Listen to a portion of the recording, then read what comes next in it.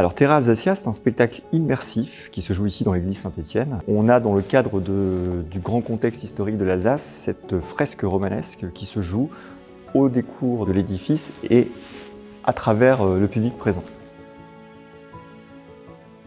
Alors on est sur un spectacle immersif, on met le spectateur au cœur du dispositif, donc à la fois de la vidéo avec le mapping, le son qui est très important dans le spectacle et le spectacle vivant, les arts vivants avec les différents acteurs qu'on peut retrouver sur l'ensemble de la représentation.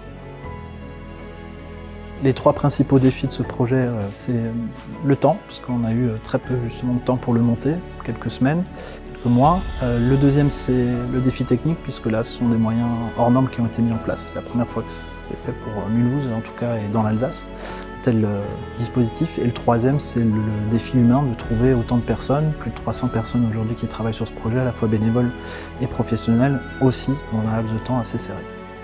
Je suis Don Armand, donc prêtre de la paroisse Saint-Étienne, et on vient de co-organiser le spectacle Terra Alsacia qui a eu lieu donc, dans notre église. Alors c'est vrai que c'est un projet un peu, qui était un petit peu ambitieux, un peu étonnant pour une paroisse, parce que c'est vrai qu'une paroisse n'est pas d'abord une salle de spectacle, enfin n'est pas d'ailleurs du tout une salle de spectacle. Et si on a choisi d'organiser ce projet ici, c'est parce qu'on pensait qu'il y avait un projet intéressant à vivre pour la paroisse, parce qu'un projet comme celui-ci est une aventure humaine incroyable. La paroisse a eu ce rôle de fédérer les 300 bénévoles qui ont joué dans le spectacle.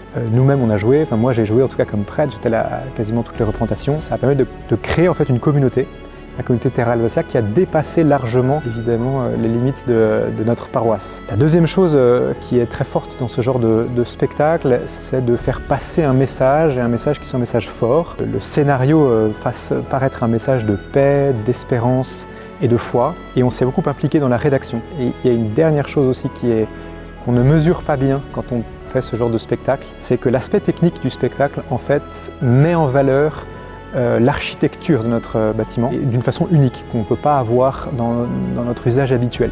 Et donc il y a un aspect culturel qui est assez important parce qu'on redécouvre l'édifice sous d'autres aspects.